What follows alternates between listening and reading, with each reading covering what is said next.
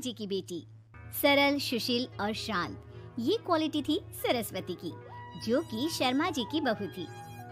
क्या है बहू, जब देखो तब किचन में खटर पटर करती रहती हो, लेकिन खाने को कुछ देती ही नहीं। कैसी बात कर रही हो पीयूष की अम्मा? सुबह से 4 कप चाय, 2 बार नाश्ता और इतनी सारी बहू के हाथ की नमकीन तो खा चुकी हो, फिर भी ऐसा बोल रही हो? अरे कुछ तो डरो ऊपर वाले से। तभी वहाँ पीयूष आ जाता है। क्या है सरस्वती, इतनी देर लगती है क्या टिफिन बनाने में? एक काम है घर का तुम्हारे पास, वो भी नहीं कर पाती हो वक्त पर।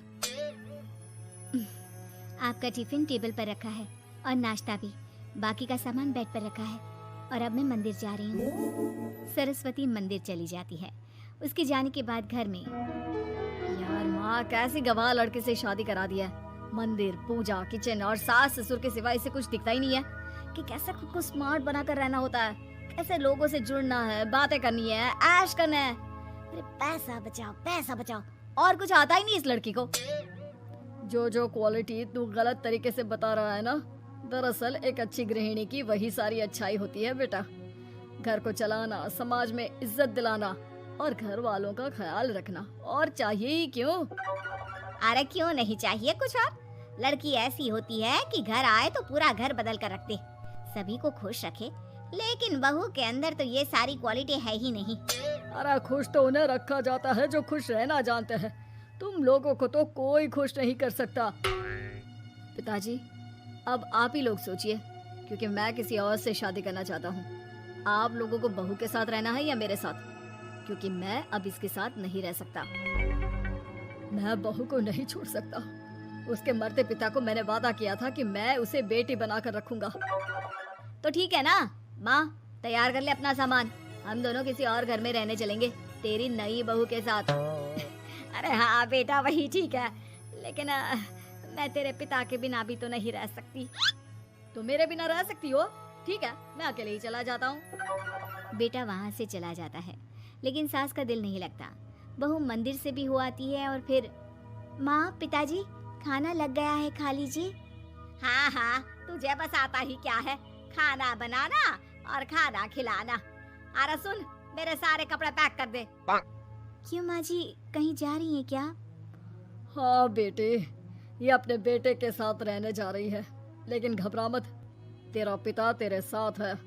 बहू समझ नहीं पाती कि उसके साथ हो क्या रहा है, लेकिन फिर ससुर उसे सारी बात बता देता है। बेटा, ये नई बहू कब आ रही है? मुझसे घर का काम नहीं होता, वैसे भी तेरी पहली निकम्मी बीवी ने मुझे किसी काम का नहीं छोड़ा। माँ, वो बस आने ही वाली है, और हाँ माँ, उसके आगे ना थोड़ा स्टैंडर्ड से रहना, क्योंकि वो थोड़े बड़े घर की लड़की है, उसका एक स्वैग है, स्वैग।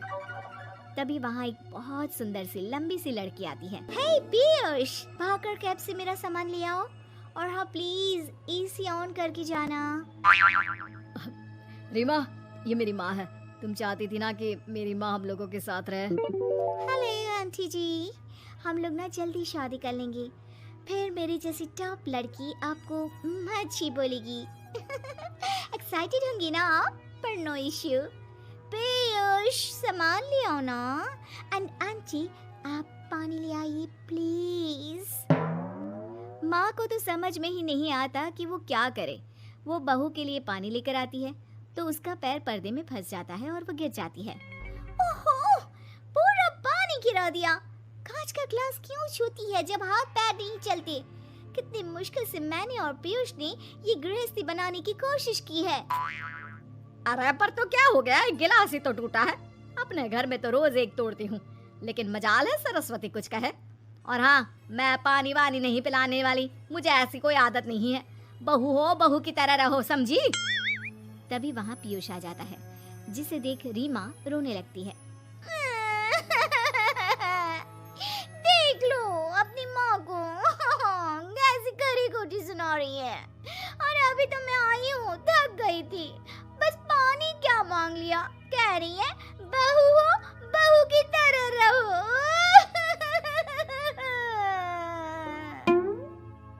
अरे यार माँ, समझा कर लाया था ना कि कैसे रहना है। माँ, ऐसा करोगी तो मैं भी नहीं रख पाऊंगा तुमको हमारे साथ। वैसे भी आप ये समझो कि रीमा ने खुद कहा था कि माँ को साथ रखना। अरे हाँ हाँ बेटा, वो सिर्फ इसलिए कि मैं घर का सारा काम करूं, बैठे बैठे इस महारानी को खाना पानी दूं। वैसे भी मैं जा रही हूँ, मुझे तो इस लड़की की शक्ल भी अच्छी नहीं लग रही। मेरी सरस्वती के आगे तो ये कुछ भी नहीं है। निकलो निकलो यहाँ से। मैंने सोचा था बिना पैसे का नौकर मिल जाएगा, लेकिन नहीं, कुछ लोगों को आदत होती है फ्री की रोटी खाने की। निकलो यहाँ से। पीयूष, धक्के मार कर निकालो इस औरत को यहाँ से। अरे ये कैसी बात बोल रही हो रीमा, ये माँ है मेरी, माना थोड़ी जिद्दी है।